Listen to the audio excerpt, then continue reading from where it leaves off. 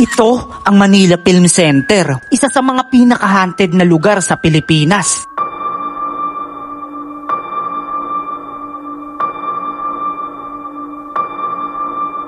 Ang Manila Film Center ay itinayo noong 1981. Ito ay isa sa mga proyekto ng dating unang ginang na si Imelda Marcos. Ayon sa mga balita, minadali daw ang paggawa nito para umabot sa isang big international event na i-host ng Pilipinas. Ito ay isang napakalaking gusali na tinapos sa loob ng maikling panahon. Ito ay ginastusan ng milyong-milyong salapi at pinagbuwisan ng maraming buhay upang may pagmalaki lamang sa mga banyaga. Ginawa itong building na ito dahil gustong may taguyod ni dating ginang Imelda Marcos ang kulturang Pilipino. Kaya ginawa ito para sa pangdaigdig na piyesta ng mga pelikula na lalaukan ng mga presteryosong pangalan sa larangan ng naturang sining. At dahil nga minadali ang paggawa sa naturang Manila Film Center, ay nagdulot ito ng malagim na aksidente na ikinasawi ng 169 na katao.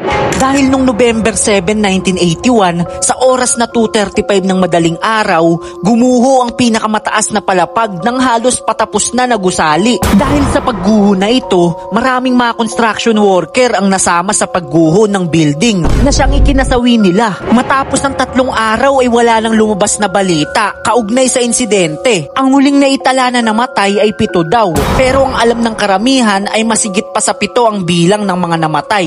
Dahil ayon sa mga balita, 169 daw na katao ang nasawi sa malagim na aksidente na iyon. According sa mga reports, pinagpatuloy pa rin ang paggawa ng building pagkatapos ng aksidente para umabot doon sa deadline para sa Manila International Film Festival. At dahil nga sa malagim na pangyayari na iyon, ay marami ang nagsasabi na di umano, marami daw mga kababalaghan na nangyayari sa Manila Film Center. Dahil sa mga nasawing manggagawa na hanggang ngayon ay hindi pa din matahimik ang kaluluwa at patuloy pa ding humihingi ng hustisya. At dahil nga marami ang nagsasabi na may kababalaghan daw na nangyayari sa naturang lugar na iyon, ay ngayong araw ay pupuntahan namin ang Manila Film Center para malaman kung meron nga bang mga kababalaghan na nangyayari doon. Ngayong araw ay pupunta kami sa Manila Film Center para maimbestigahan kung meron bang mga kababalaghan na nangyayari doon. Kaya tara, samahan nyo kaming pumunta. Agad-agad na kami nagbiyahe papunta sa Manila Film Center. Biyernes Santo pala nung nagbiyahe kami papunta doon, kaya walang ka-traffic-traffic sa daanan. Makalipas lang din ang mahigit 1 oras na biyahe ay nakarating na kami sa naturang lugar. Sobrang namangha kami dahil sobrang laki pala ng Manila Film Center. Nakakalungkot lang kasi abandonado na. So yung mga kaibigan, nakakyatin natin. Tara. Inakyat namin yung gilid ng Manila Film Center. Dito ay nakakaramdam kami ng kaba dahil nga abandonado na ito at may naiwan pang malagim na karahasan. Pag nandito ka, sobrang laki pala talaga, as in.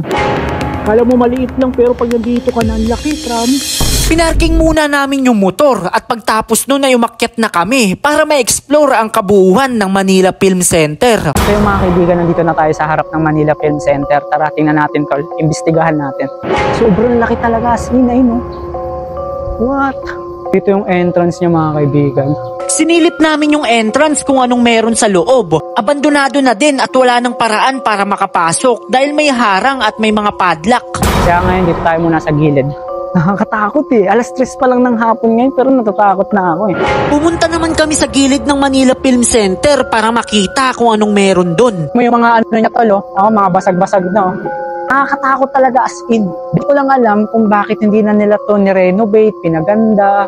Kumbaga parang pinabayaan na lang din talaga na nasira na ano.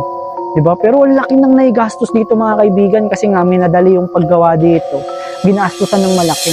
Habang naglalakad kami ay may nakita kaming pintuan. Akala namin bukas ito kaso may padlock pala. Sinilip ko din yung loob para makita kung anong meron. Puro mga kalat na lang din at abandonado na. Nakakatakot talaga siya. Ngayon pa nga lang hapon, natatakot na kami. Paano pa kaya pag gabi na, di ba? Sa mga napapaisip kung bakit hindi kami nagpunta ng gabi dito, napag-alaman ko kasing may mga guard na nagbabantay dito tuwing gabi. Dahil nga marami ang mga gamit na pwedeng nakawin tulad na lang ng mga bakal. At isa pa doon, kaya hindi kami pumunta ng gabi kasi baka pagbawalan din kami mag-video. Mga kaibigan, nandito naman tayo sa isang gilid. Ayun, laki ng butas doon tol.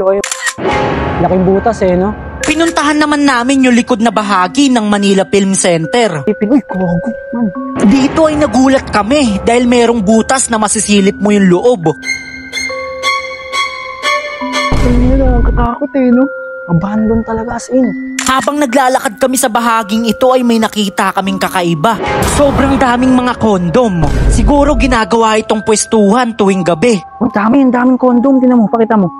Oh, puta, siguro yung mga ano talaga, tigang na. Walang pera.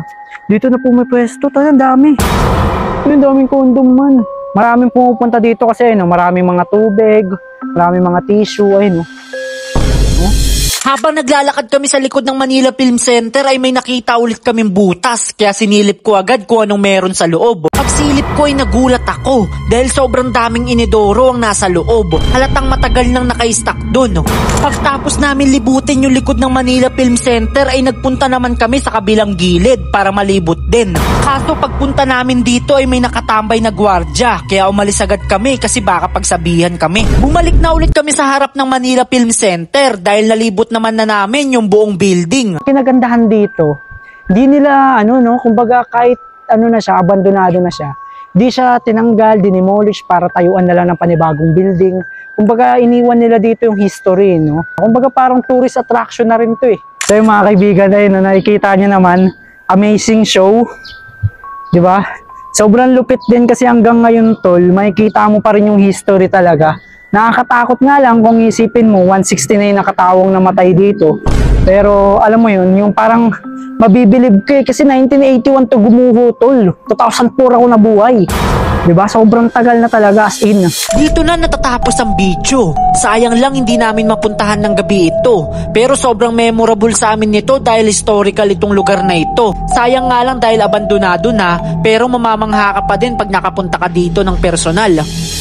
Dito na natatapos ang video. Nga pala, sa mga hindi nakakaalam, mamimigay ako ng 2 iPhone sa 2 maswerteng subscribers sa YouTube ko. Ang kailangan nyo lang gawin ay dapat nakasubscribe kayo sa YouTube channel ko. At pag umabot ako ng 100,000 subscribers, ipapamigay ko na ito sa inyo.